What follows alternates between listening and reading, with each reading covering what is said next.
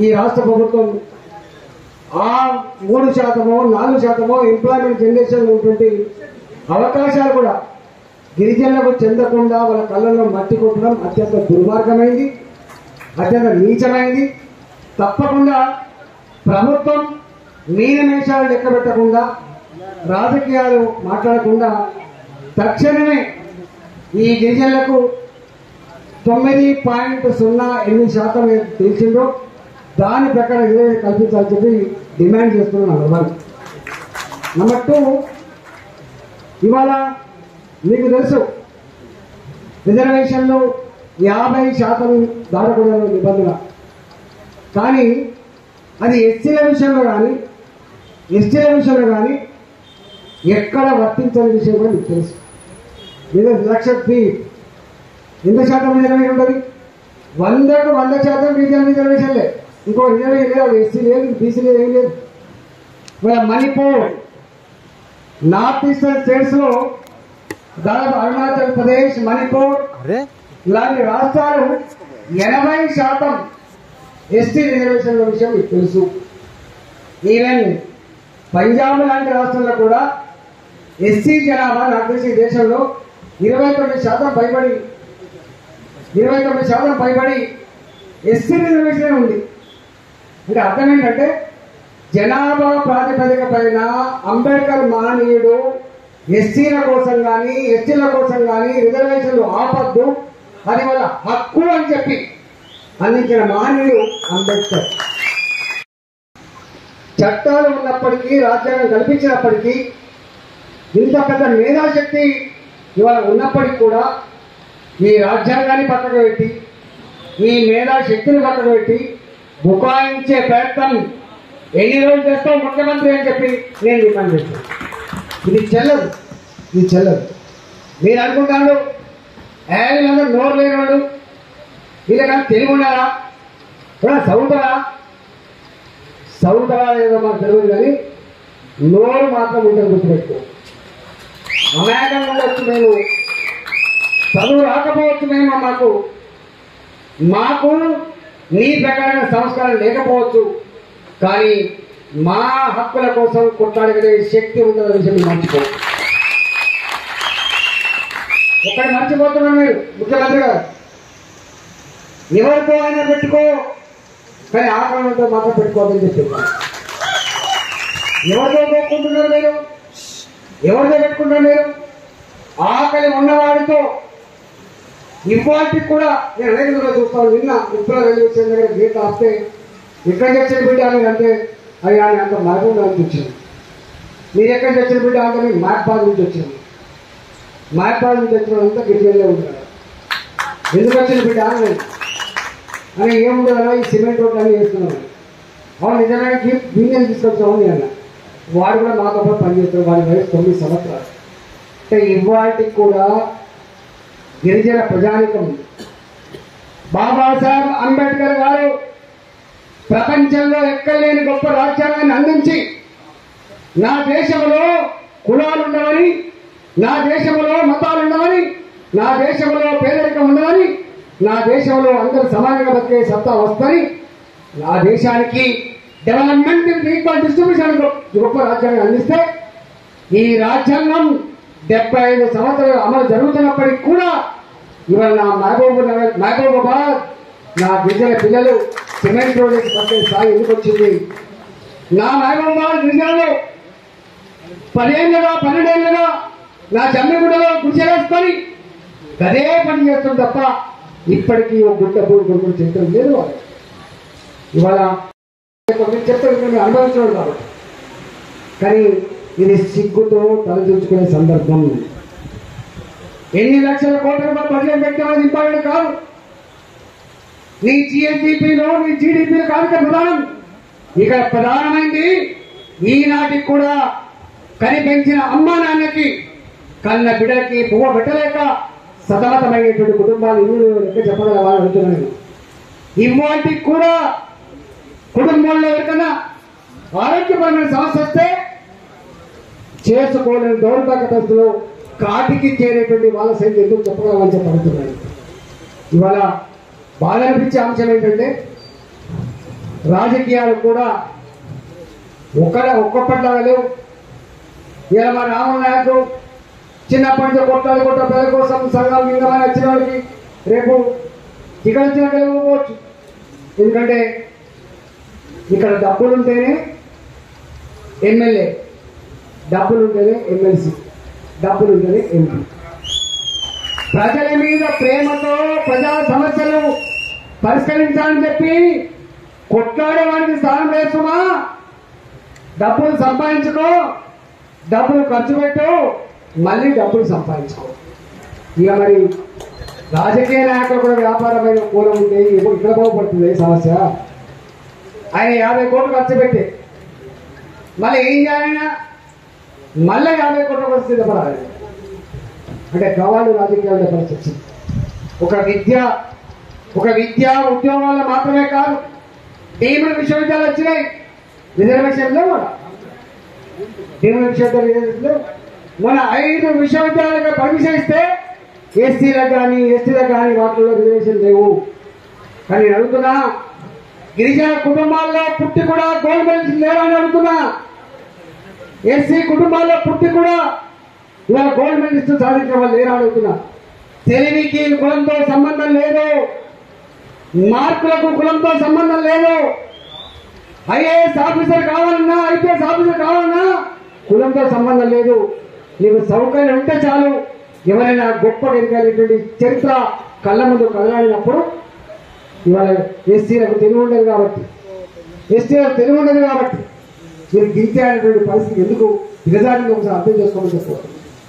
Reservation కావాలని quorum మాకు ఇన్నిసార్లు ఎక్కర్లేదు. కానీ ఎందుకు అడుగుతున్నాం?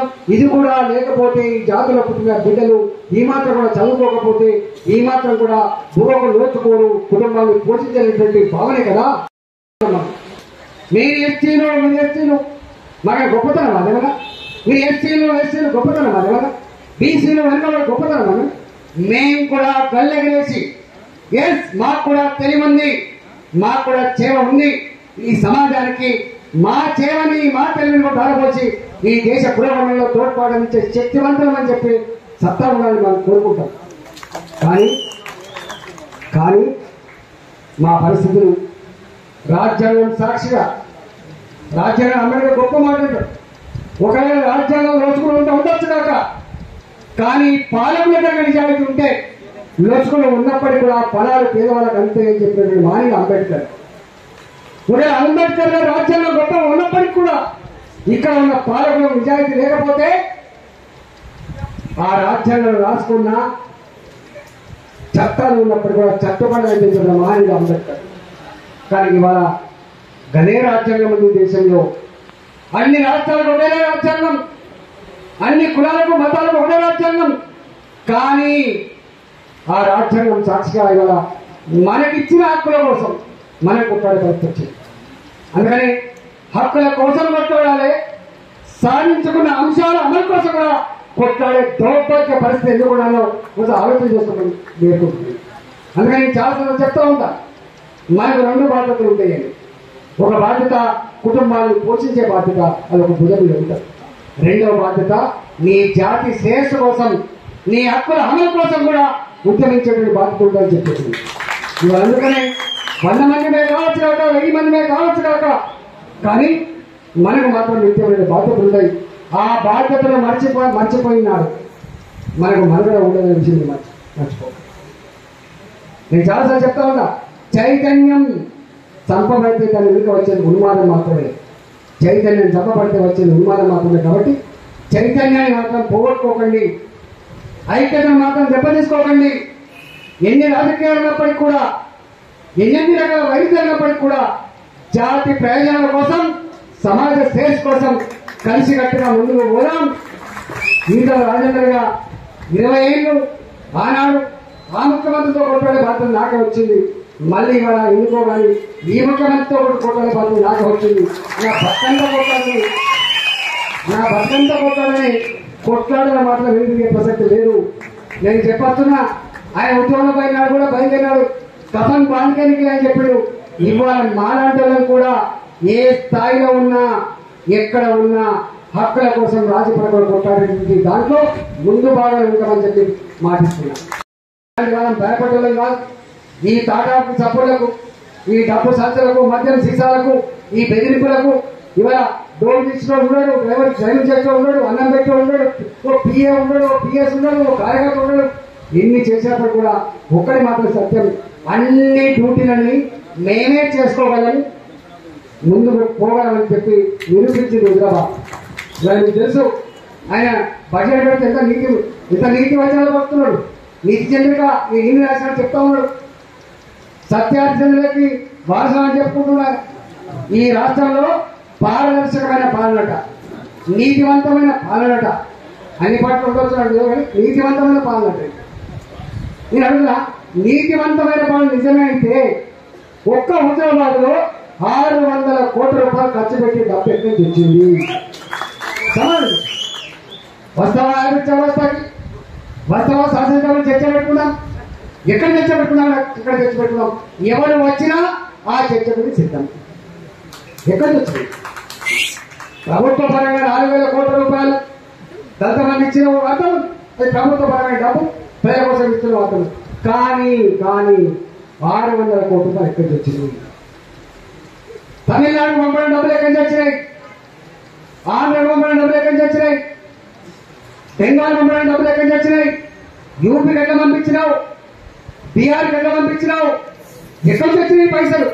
ఇంకా మా దగ్గర అక్రమంగా సంపాదించి మా ఉన్న వాళ్ళకి ఖర్చు పెట్టాడో అంతమంది మా ఓటినాడు. కానీ గక్కడ బెంగాల్కి వెళ్ళిపోతాయి పైసలు. ఎట్లా పోతే మా వాళ్ళకి వాళ్ళ నా దగ్గర దేవరంజాల్లో కన్న గడ్డను వదిలిపెట్టి, కని పెంచిన అమ్మను అక్కడనే వదిలిపెట్టి, కన్న బిడ్డను తీసుకొని పొట్టకూటి కోసం మా దేవరంజాల్లో 20 గజాలు 30 గజాలలో గుడిసె వేసిన వాళ్ళు. నీళ్లు బంద్ చేసిన వీళ్ళు, కరెంట్ బంద్ చేసిన వీళ్ళు. నేను అడుగుతున్నా మా రాముడు నాయకుడు, నీకు ఐడియా ఉండాలి. బంజారాస్ లో ఇట్లా పోతే అరే మా ప్రాణం పోయినప్పుడు కూడా నా కొడుకు అని చెప్పి మనం ఉన్న విషయం అర్థమై ఉంటుంది.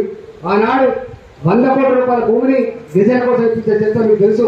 ఇవాళ నా దేవరేంజాల్లో మొత్తం గిరిజనుల ఊళ్ళలో ఉపాధి లేక అక్కడ గుడిసెలు వేసుకున్నారు. ఆ గుడిసెలు పీకేసే ప్రయత్నం చేస్తున్నారు. ఆ గుడిసెల కరెంట్ పనిచేసే ప్రయత్నం చేస్తున్నారు. నీళ్లు పనిచేసే ప్రయత్నం చేస్తున్నారు. నేను అడుగుతున్నా, 50 కోట్ల రూపాయల విలువైనటువంటి 1 ఎకరం భూమిని పెద్ద పెద్ద పారిశ్రామికవేత్తలకి దవాఖాన పెట్టుకుంటాను ఇంట్లో కొడక ఎక్కడి నుంచి వచ్చింది? 750 కోట్ల రూపాయలు భూమి ఇచ్చింది. 1000 కోట్ల రూపాయలు భూమిస్తాను.